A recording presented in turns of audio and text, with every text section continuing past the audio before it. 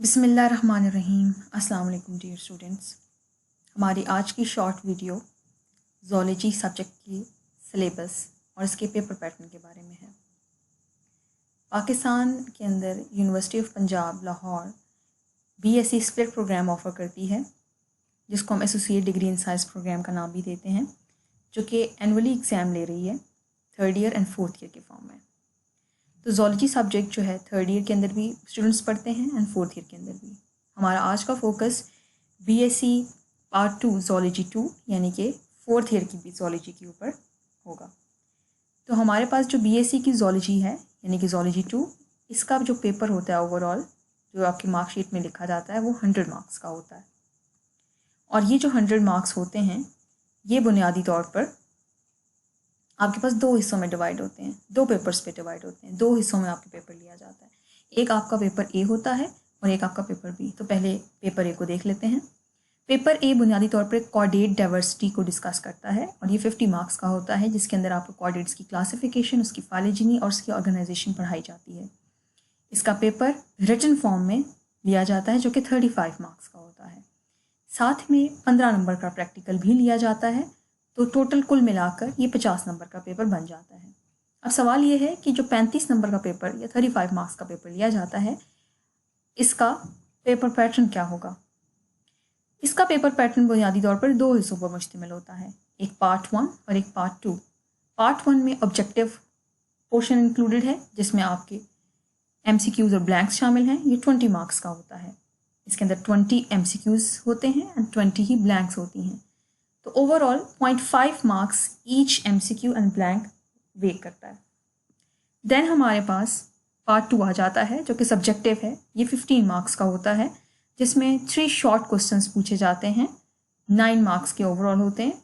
5 questions overall पूछे जाते हैं, जिसमें से 3 की आपको अटेम्प्ट करने की चॉइस दी जाती है। और हर एक क्वेश्चन की फिर वेटेज कितनी हो जाएगी, ऑब्वियसली 3 मार्क्स।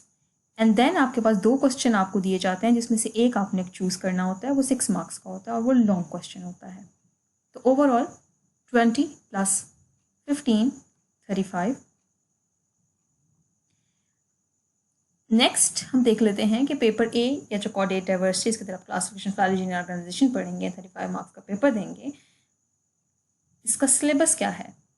इसके अंदर बुनियादी तौर पे आप 6 बड़े चैप्टर्स पढ़ते हैं, जिसमें सबसे पहला जो है, इसके अंदर आप हेमी कोऑर्डिनेट्स को देखते हैं एंड इनवर्टिब्रेट कोऑर्डिनेट्स को देखते हैं।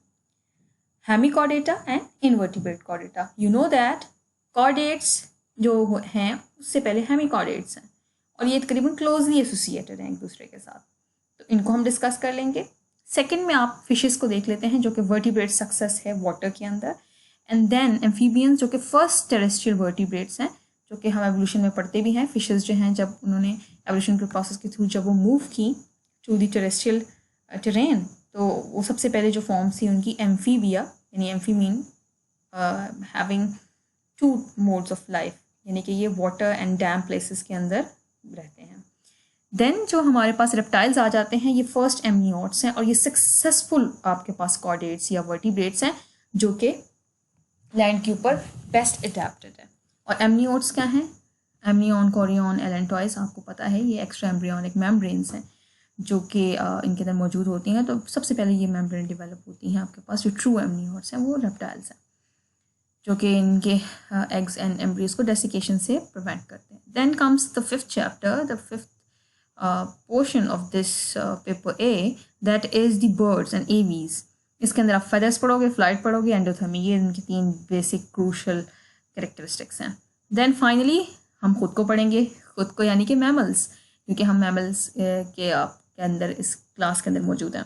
देन आपके पास इनकी क्या कैरेक्टरिस्टिक्स हैं, बुनियादी तौर पर स्पेशलाइज्ड टीथ होते हैं, एंडोथर्मिक होते हैं, they have hair and they show viviparity, यानी कि they give birth to the young ones and child's.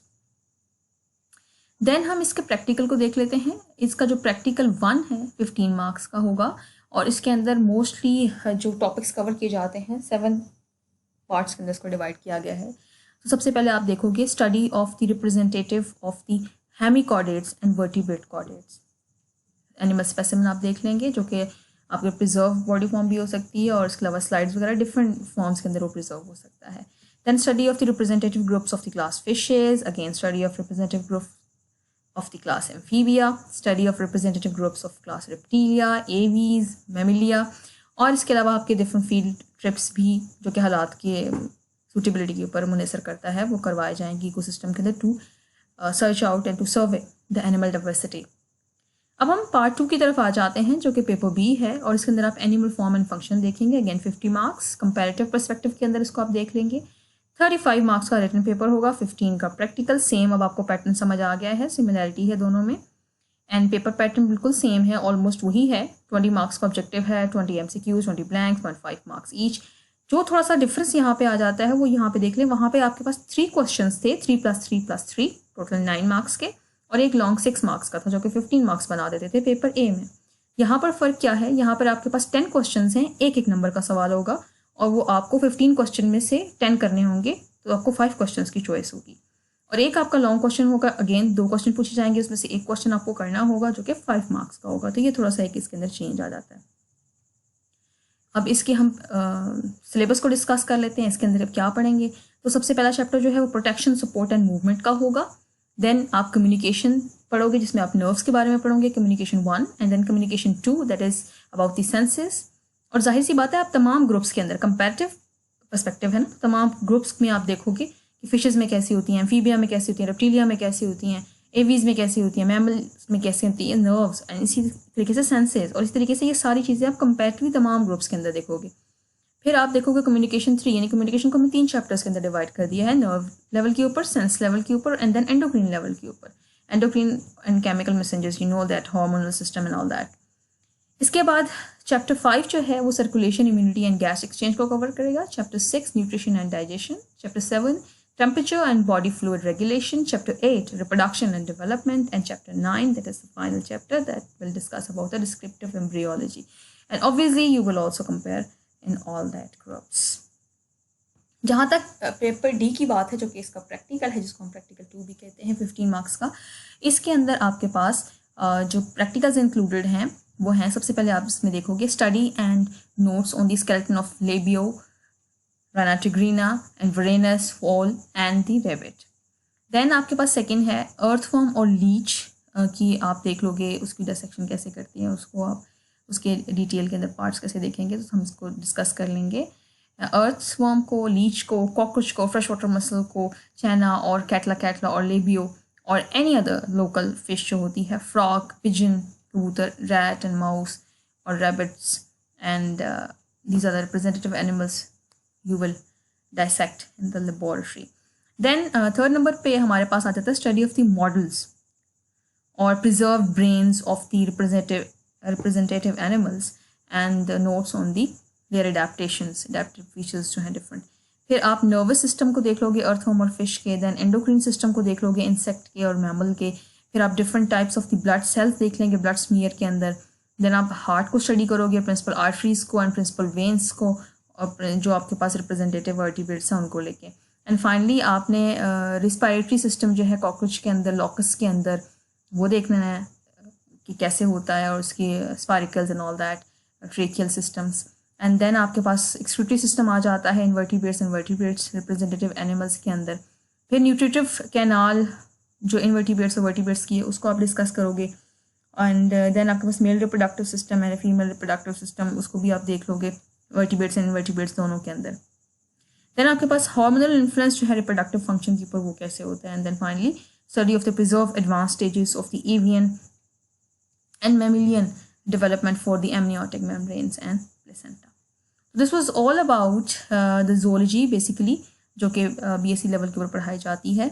Hopefully ये वीडियो आपके लिए हेल्पफुल होगी सिलेबस के हवाले से, पेपर पैटर्न के हवाले से, और अगर आप लोगों की कोई क्वेरीज़ हैं तो आप लोग कमेंट सेक्शन के अंदर वो क्वेरीज कर सकते हैं। अगर आप इसको मज़ीद डिटेल में जानना चाहते हैं, इसकी डिस्कशन मैं आप लोगों के लिए कर सकती हूँ, मज़ीद इसके लिए वीडियो बनाई जा सकती है।